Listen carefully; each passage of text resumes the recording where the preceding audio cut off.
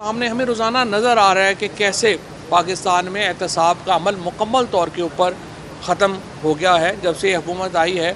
और जैसे इमरान खान ने पहले ही बताया था कि एक बुनियादी एजेंडा है रजीम चेंज का कि इसके नतीजे में आपने एहतसाब ख़त्म करना है, और एहतसाब हम अमली तौर पर देख रहे हैं कि ख़त्म हो गया है। अब आज जो नुक्ता बुनियादी तौर के ऊपर जज साहिबान के सामने तहरीक इंसाफ ने रखा है, ये पिटीशन तहरीक इंसाफ की है और इसीलिए आज़म सवाती साहब, मलिका, मैं, हम लोग यहाँ पे मौजूद हैं। ये तहरीक इंसाफ की पटिशन है।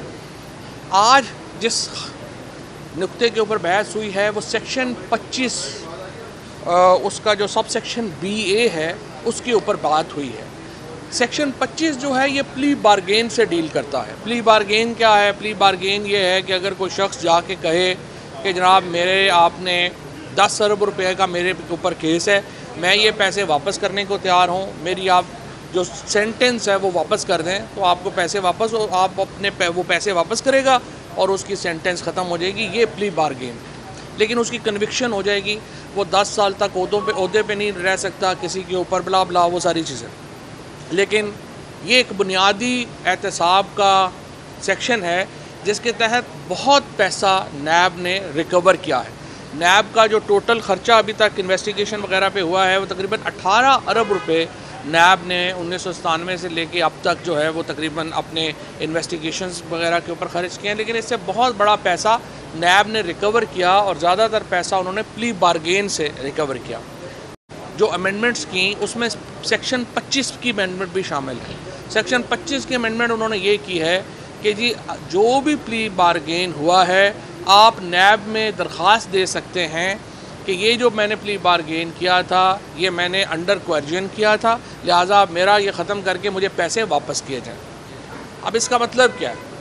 इसका मतलब ये है कि करोड़ों रुपए नहीं, कई अरब रुपए आपको वापस करने पड़ेंगे उन लोगों से जिनसे आपने ये पैसे रिकवर किए। और इसका सबसे बड़ा बेनिफिशरी कौन है? इसका सबसे बड़ा बेनिफिशरी है आसिफ जरदारी। वो कैसे? कि उनके जो पैसा था, आपको याद होगा कि 32 अकाउंट्स जो सरफेस हुए थे, जो फेक अकाउंट थे, उन अकाउंट्स में हज़ारों ट्रांजैक्शंस जो हुई थी, उनको जो ये जो हुसैन लवाई थे और जो अनवर मजीद थे, उन्होंने उन अकाउंट्स को क्या कहा कि वो बाद में उन्होंने उसके साथ प्ली बारगेन कर लिया और दूसरों को जो बाकी अकाउंट बचे थे उनको कहा कि जी ये हम एमनेस्टी में डिक्लेयर किए हुए हैं। जो अकाउंट उन्होंने एमनेस्टी में जो फेक अकाउंट डिक्लेयर किए, नैब ने कहा ये तो आपके ख़िलाफ़ एविडेंस है कि आप ये पैसा रिश्वत का है, लिहाजा उन अकाउंट्स में अरबों रुपया नैब को दिया गया, हुकूमत को दिया गया और अनवर मजीद, हुसैन लवाई, आसिफ जरदारी ने अपनी उनसे जान बचाई। अब ये तरमीम करके जरदारी साहब क्या कर रहे हैं? वही पैसा जो उन्होंने हुकूमत को दिया वही पैसा वापस लेने के चक्करों में। क्योंकि पहले भी मैंने आपके सामने ये नुक्ता रखा, पाकिस्तान में जब से ये हुकूमत आई है हमारा जो क्लासिक जस्टिस सिस्टम है वो तो बैठ गया। जस्टिस सिस्टम क्या था? होगा यानी जो इल्ज़ाम अले है उनका होगा, वो मुल्ज़म के ख़िलाफ़ आर्गूमेंट्स देगा, ये मुल्ज़म के हक़ में देगा और जज उसका फ़ैसला करेगा। अब इस केस में अब हम देख रहे हैं कि मुल्ज़म ही फ़ैसला कर रहा है कि मेरे ख़िलाफ़ मुखालिफ वकील कौन होगा।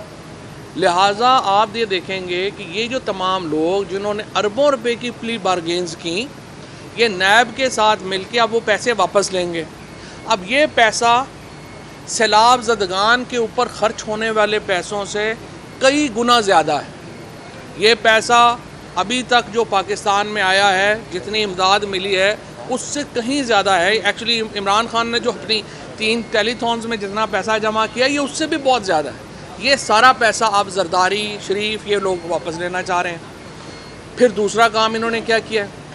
दूसरा काम इन्होंने ये किया है कि ये कह दिया है कि जी जो ओनस ऑफ प्रूफ है वो अब एक्यूज्ड पे नहीं होगा।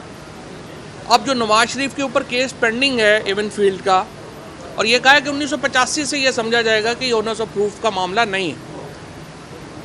नवाज शरीफ के ऊपर जो केस पेंडिंग है वो क्या है कि जो प्रॉपर्टीज़ आपकी लंदन में, पार्क लेन में हैं, जिनकी कीमत अरबा रुपए है, आपने बताना है कि उसके सोर्सेज क्या हैं। इस अमेंडमेंट के बाद नवाज शरीफ का केस आपने क्लियर कर दिया। उसके साथ शहबाज शरीफ के अकाउंट में 24 अरब रुपया है, आपने शहबाज शरीफ का जो है वो क्लियर कर दिया। जरदारी साहब के अकाउंट्स जो हैं उनमें मैंने जिस तरह आपको बताया कि ये तो 32 अकाउंट्स तो वो फेक अकाउंट्स हैं जिसमें डिक्लेयर्ड है 5000 करोड़ के करीब रुपया। इसके अलावा जो रेफरेंसेस हैं जिनके ऊपर प्रॉपर्टीज़ हैं वो जरदारी साहब क्लियर हो गए। और इस कानून के ऊपर पार्लियामेंट में एक दिन के ऊपर भी बहस नहीं हुई, ना सेनेट में बहस हुई ना कि असम्बली में बहस हुई। और आप देखिए कि क्या निज़ाम है कि भेड़ बकरियों की तरह जो सारे हमारे ये जो नून लीग वगैरह PDM के MNAs बैठे हुए हैं, जिनका अपना शायद कोई पैसे का इसरा ना हो, अपनी लीडरशिप को बचाने के लिए उनसे मोहरें लगवाई गई। ISTV पाकिस्तान को सब्सक्राइब करें और बेल आइकन को दबाएं मज़ीद वीडियो और अपडेट्स के लिए।